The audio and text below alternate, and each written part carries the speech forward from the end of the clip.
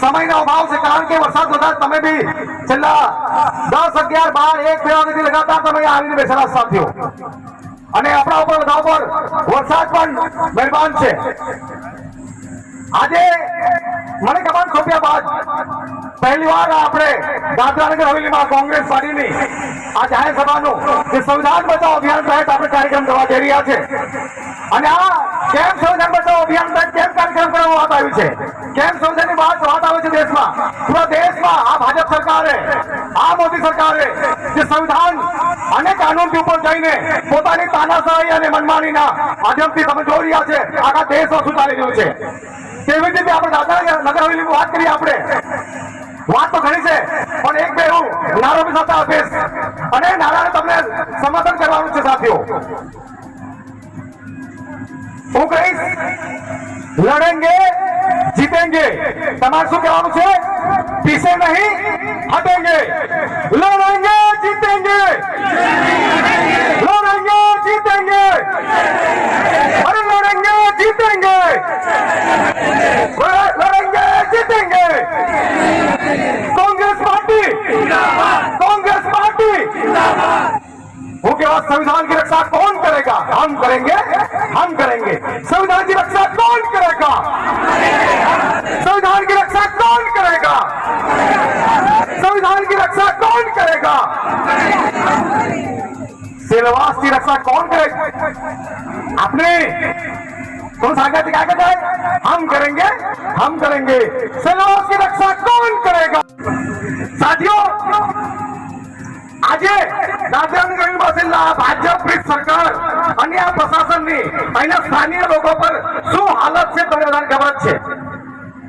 Road પોળા કરવાથી લઈને આપણા ઘર, દુકાન, રૂમ, ચોલ કે આપણા જે જંગલની જમીનની વાત હોય, તમામ વસ્તુઓ પર લોકોને નોકરી કાઢી મૂક્યા, દવાખાનામાંથી કાઢી મૂક્યા, ટીચરોને કાઢી મૂક્યા. દરેક વસ્તુઓ પર આપણા આદિવાસી સમાજ, સ્થાનિય સમાજ અને આખા દાદરાનગર પ્રદેશની જનતાને આ તાનાશાહી પ્રશાસને બસબસ કરી દીધું છે. હવે તો કૃષ્ણ ભગવાને કીધું છે જયારે અતિ થઈ જાય કોઈ વસ્તુનું, અતિ થઈ જાય એટલે કૃષ્ણ ભગવાને કીધેલું કે આજે યુદ્ધ જ કરી આડ. બહુ વાત તો સ્પષ્ટ છે. તમારા સાથીઓ, દાદરાનગર હવેલી છેલ્લા જ્યાંથી આ પ્રશાસક પ્રફુલ્લ પટેલ નામનો પ્રાણી આવેલો છે દાદરાનગર હવેલીમાં, ત્યાંથી સંવિધાન, કાનૂન અને આપણા જુદા જનપ્રતિનિધિ હોય, સાંસદ હોય, ચાહે આપણા જે એમપી છે કે સરપંચ હોય, તમામ એ લોકોના તલવાર ચાટોરા બની ગયેલા. તમને ખબર હનુમાન આ આપણું બાસરા પરિવારનું ઘર દોડવામાં આવ્યું, હમણાં બાસરા ઘર પરિવારનું ઘર આવ્યું. એનો કાયદો હું આવ્યા જનરલ ડેવલપમેન્ટ રૂલ્સ 2023 के तहत आपका घर अवैध है. શું કહ્યું અમારું? દાદરાનગર હવેલીમાં તમામે તમામ ઘર આ ભાજપની સરકાર, આ મોદી સરકારે, આ પ્રફુલ્લ પટેલે અને એના તલવાર ચાટોળા અધિકારીઓ મળીને આપણા ઘરોને અવૈધ ગુજરાત કરી દીધા છે. આપણા જે બાપ દાદાની જંગલ જે આપણી જમીન છે એ જમીન માટે ઘર બાંધે છે. એ કહે કે 40, 50, 60, 70, 100 વર્ષથી બી પહેલાથી આપણે લઈ ગયા, આપણા બાપ દાદા જમાન થયા રહીએ અને એ ઘર એ લોકો હવે ગુજ કરી દીધા. અરે એક સાઈડ તમે સરકારી જમીન ઉપર પ્રધાનમંત્રી આવાસ યોજના તહેત ઘર બનાવીને આપણા પરમાનંદ સમાજના લોકોને તમે ભેટ આપી હશે, બહુ સારી વાત છે.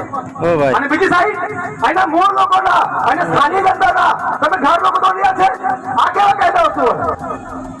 એટલે વાત આવી, એટલે અમે અમારા આલાકમાનને, અમારા માનનીકાવ સાહેબને, અમારી અંજલી મેડમ છે, એ લોકો રિક્વેસ્ટ કરી કે સેલવાસમાં તમે અમને પ્રદેશ અધ્યક્ષ તરીકે જવાબદારી આપી છે, પણ તમે અમારી અવાજ કે સેલવાસમાં કે દાદરાનગરમાં શું ચાલી રહ્યું છે, ઓલ ઇન્ડિયા કોંગ્રેસ કમિટી અને આદરણીય આપણા નેતા રાહુલજી ગાંધી સુધી આપણી વાતો પહોંચે, તેમના માટે આપણી સમસ્યાઓ નિરાકરણ માટે, આપણી સમસ્યાઓનું વાચા આપવા માટે આ આપણા વળી સાથીઓ અહીંયા પહોંચ્યા. સાથીઓ, તેમનું જોરદાર તાલીઓના ગણનાથી આપણે સાવધ કરીએ સાથીઓ. અને આપણી લડાઈમાં આ આપણા સાથીઓ, આપણા વરિષ્ઠ કોંગ્રેસ નેતાઓ અહીંથી લઈને દિલ્હી સુધીના આપણા નેતાઓ આપણી સાથે રહેશે, આ ભરોસા આપવા માટે આપણે વચ્ચે આવ્યા સાથીઓ. વધુ નહીં કહેતા હું તમને કેમ શાસન પ્રશાસન હું આ મનથી કહી દઉં, જ્યારે દાદરાનગર હવેલીમાં બીજેપી કે બનેલી બીજેપી નું કામ આ પ્રશાસનના અધિકારી કરી રહ્યા છે.